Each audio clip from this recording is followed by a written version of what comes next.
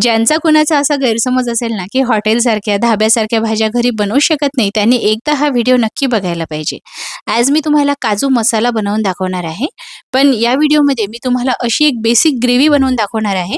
ही gravy तुम्ही फक्त काजू मसाला बनवण्यासाठी नाही, मशरूम मसाला बनवायचा असेल किंवा राजमा मसाला बनवायचा असेल, छोले मसाला बनवायचा असेल, तरीसुद्धा या ग्रेव्हीचा वापर तुम्ही करू शकता. पनीरच्या सर्व रेसिपीज तुम्ही या बेसिक ग्रेव्हीमध्ये तयार करू शकता. चला सुरुवात करूया. सर्वात आधी मी एक चिरलेला कांदा पाण्यामध्ये घातलेला आहे. 4 ते 5 काजू घालायचे, 2 काश्मीरी लाल मिरची घालायच्या आणि हे सर्व आपल्याला उकडून घ्यायचं आहे. बघा कांदा जो आहे ना तो ट्रान्सपरंट झालेला आहे. मिरची सुद्धा मऊ पडलेली आहे. आता हे सर्व आपण एका प्लेटमध्ये बाजूला काढून घेऊया. या ग्रेव्हीमध्ये मशरूम मसाला सुद्धा खूप टेस्टी बनवून तयार होतो आणि ही बेसिक ग्रेव्ही आहे, त्यामुळे कुठल्याही भाजीसाठी म्हणजे धाबा स्टाईल कुठलीही भाजी बनवण्यासाठी तुम्ही या ग्रेव्हीचा वापर करू शकता. 7 ते 8 लसूण पाकळ्या, अर्धा ते 1 इंच आलं, हिरवी मिरची, कोथिंबीर, अर्धा चमचा जिरे हे ब्लेंडिंग जारमध्ये घालून आपल्याला ब्लेंड करायचं आहे. तर इथे मी ब्लेंड करण्यासाठी अगारोचा हा पर्सनल ब्लेंडर वापरते आहे. यामध्ये आपल्याला लसूण आल्याची ही पेस्ट तयार करून घ्यायची आहे. गरज पडल्यास थोडं पाणी घालून तुम्ही परत एकदा फिरवून घेऊ शकता. पेस्ट इथे तयार झालेली आहे. चला आता ही पेस्ट मी काढून घेतलेली आहे. यामध्येच आपल्याला जो कांदा आणि मिरची आपण उकडून घेतलेली होती ना ती घालायची आहे. पूर्णपणे मी गार करून घेतलं. सोबतच वाटण्यासाठी थोडं पाणी सुद्धा घालूया आणि याच ब्लेंडिंग जारमध्ये आपण हे सुद्धा छान ब्लेंड करून घेऊ. बघा काश्मीरी मिरची घातलेली होती ना त्यामुळे रंग बघा किती मस्त आलेला आहे.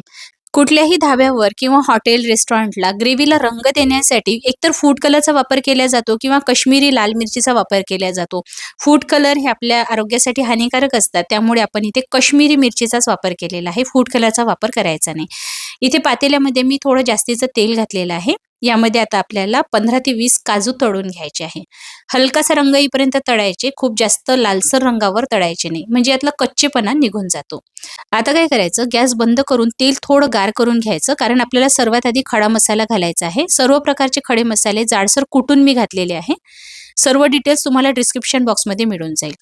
आता गॅस सुरू करायचा आणि यामध्ये 2 बारीक चिरलेले कांदे आणि 1 बारीक चिरलेला टोमॅटो घालायचा आहे. यातलं सर्व पाणी निघून जाईपर्यंत आपल्याला शिजवायचं आहे. लवकर शिजावं यासाठी मी ग्रेव्हीला लागेल एवढं मीठ याच वेळी घातलं. तेल सेपरेट व्हायला लागलेलं आहे आणि कांदा टोमॅटोमधलं पाणी सुद्धा निघून गेलं. आता यामध्ये लसूण आल्याची पेस्ट घालायची आहे. ही सुद्धा आपल्याला छान परतून घ्यायची आहे. गॅस आपल्याला मीडियम फ्लेमवर ठेवून छान परतत राहायचं आहे. आता मी गॅस मंद आचेवर ठेवला, झाकण ठेवलं आणि जोवर तेल सेपरेट होत नाही तोवर हे सर्व परतून घेतलेलं आहे. बघा आता यामध्ये आपल्याला काश्मीरी लाल मिरची पावडर घालायचं आहे, हळद घालायची आहे, धनेपूड घालायचं. मी 2 चमचे घालते आहे. यामुळे ग्रेव्हीला टेक्स्चर खूप मस्त येतं आणि चवही छान येते. कसुरी मेथी, काळ्या मिरीचं कूट घालायचं. कोरडे मसाले घालत असताना गॅस मंद आचेवर ठेवायचा आणि कमी आचेवरच मसाले परतायचे. आता झाकण ठेवायचं, गॅस लो फ्लेमवरच ठेवायचा आणि मसाले छान शिजू द्यायचे जोवर तेल सुटत नाही. बघा धाबा स्टाईल किंवा रेस्टॉरंट स्टाईल भाजी बनवत असताना मसाले कुठले घालायचे, किती घालायचे आणि किती वेळ शिजवायचे, कसे शिजवायचे हे खूप महत्त्वाचं असतं. तेव्हाच ग्रेव्हीला हॉटेल रेस्टॉरंट सारखी चवही येते आणि टेक्स्चर सुद्धा. चला आता कांदा आणि काश्मीरी मिरचीची जी पेस्ट आपण तयार केलेली होती ना ती यामध्ये घालायची. गॅस मीडियम फ्लेमवर करायचा आणि एकसारखं याला चालवत राहायचं. बघा तेल सोडायला लागलेलं आहे आणि पातेलं सुद्धा सोडायला लागलेलं आहे. आता ही पेस्ट छान परतल्या गेलेली आहे. यावेळी आपण यामध्ये कडकडीत म्हणजे उकळतं गरम पाणी घालायचं आहे आणि परत एकदा छान याला मिसळून घ्यायचं. बघा ग्रेव्हीचं टेक्स्चर बघा किती मस्त आलेलं आहे. आता त्याच जारमध्ये मी थोडं पाणी घालून यामध्ये घालते आहे. परत यामध्ये आपल्याला गरम पाणी घालायचं आहे. यामध्ये काजू असतो ना त्यामुळे काय होतं की ग्रेव्ही लगेच थिक व्हायला लागते, म्हणून शिजवण्यासाठी आपल्याला यामध्ये जास्तीचं पाणी घालावं लागेल. कडेने झाकण ठेवून शिजायला ठेवूया. यासोबत आपण नान बनवतो आहे. मैद्यामध्ये चवीनुसार मीठ घालते आहे. 2 चमचे दही घालायचं मध्यम आंबट असलेलं, चिमूटभर सोडा घालायचा आणि बेकिंग पावडर घालायचं. सर्व छान मिसळून घ्यायचं. आता अगदी थोडं पाणी घालायचं आहे.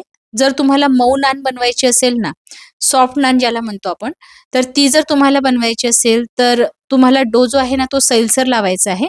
जर तुम्हाला अगदी कुरकुरीत अशी नान बनवायची असेल ना, तर डो थोडा घट्ट लावायचा. आता यामध्ये आपल्याला थोडं तेल घालायचं आहे आणि याला मळून घ्यायचं. बघा अगदी सॉफ्ट असा डो मी तयार केलेला आहे. वेळ असेल तर रेस्ट करायला बाजूला ठेवा. जर जास्त वेळ नसेल तर 5-1 मिनिटासाठी रेस्ट करायला ठेवलं तरीही चालेल. आणि जास्त वेळ असेल ना, तर 15 ते 20 मिनिटासाठी याला रेस्ट करायला ठेवायचं. आता कोरडा मैदा घालायचा. एकतर तुम्ही याला लाटून घेऊ शकता किंवा हातानेच थापून घ्यायचं. आपण डो एकदम सैलसर तयार केलेला होता, त्यामुळे हाताने जरी थापला ना, अशा पद्धतीने थापून जरी घेतला ना, तरीसुद्धा नान तयार होते. धाब्यावर किंवा हॉटेल रेस्टॉरंटला थापूनच नान बनवल्या जाते. अशी लाटून बनवल्या जात नाही. जर तुम्हाला अशी बनवता येत असेल, तर तशा पद्धतीने बनवू शकता. तवा छान गरम करायचा. गरम तव्यावर नान घातली की बघा असे बबल्स यायला लागतात. एका बाजूनी छान भाजल्या गेलेली आहे. आता दुसऱ्या बाजूनी सुद्धा भाजून घेऊया. आणि भाजत असताना ना थोडं बटर घालायचं. म्हणजे जो धूर निघतो ना, त्यामुळे याला मस्त स्मोकी असा एक फ्लेवर येतो. आता मी बटर घालून सुद्धा याला भाजून घेते आहे आणि बटर घातल्यामुळे ना, नान सॉफ्ट सुद्धा बनते. तर दोन्ही बाजूनी भाजून झालेली आहे. तर आता आपण काय करूया, डायरेक्ट फ्लेमवर भाजून घेऊया. नानला आपण जेव्हा बटर लावून अशा पद्धतीने भाजतो ना, तेव्हा त्याला एक वेगळा स्मोकी फ्लेवर येतो, ज्यामुळे नान खायला खरंच खूप मस्त लागते.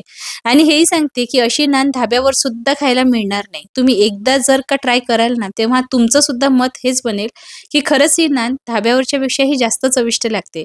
ट्राय नक्की करून बघाल. चला, नान जी आहे ना, दोन्ही बाजूनी भाजून घेतलेली आहे आणि बटर सुद्धा मी एकदा ब्रश करून घेतलेलं आहे. अशाच पद्धतीने मी दुसरी नान सुद्धा तयार करून घेते आहे. ही दुसरी नान बघू शकता तुम्ही मस्त टम्म अशी फुललेली आहे आणि मऊ लुसलुशीत सुद्धा झालेली होती. तुम्हाला आवडत असेल ना, तर गार्लिक बटर सुद्धा तुम्ही लावू शकता. त्याचा फ्लेवर सुद्धा खूप मस्त येतो. आता इकडे ग्रेव्ही बघू शकता तुम्ही मस्त कढईने तेल सुटलेलं आहे. तळलेले काजू यामध्ये घालायचे. बटर घालायचं आहे. बटर नक्की घाला. यामुळेच याला धाब्यावरच्या सारखी चव येते. चिरलेली कोथिंबीर घालायची. थोडा गरम मसाला सर्वात शेवटी घालायचा.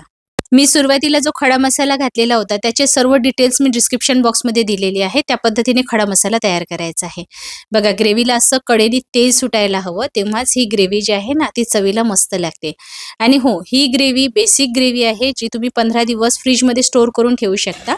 तुम्हाला या ग्रेव्हीमध्ये मशरूम मसाला बनवायचा असेल तर तोही बनवू शकता. काजू मसाला बनवायचा असेल तोही बनवू शकता. पनीर मसाला बनवायचा असेल तर तोही बनवता येईल. सर्व प्रकारच्या भाज्या तुम्ही या एकाच बेसिक ग्रेव्हीचा वापर करून तयार करू शकता. चवीला एवढा जबरदस्त लागतो ना, की एकदा खाल्ल्यानंतर तुम्ही आयुष्यभर याची चव विसरणार नाही. आणि ही जी नान आहे ना, ही तर मी म्हणेल तुम्ही एकदा नक्की ट्राय करा. रेसिपी कशी वाटली कमेंट करून नक्की कळवा. आवडली असेल तर लाईक करा.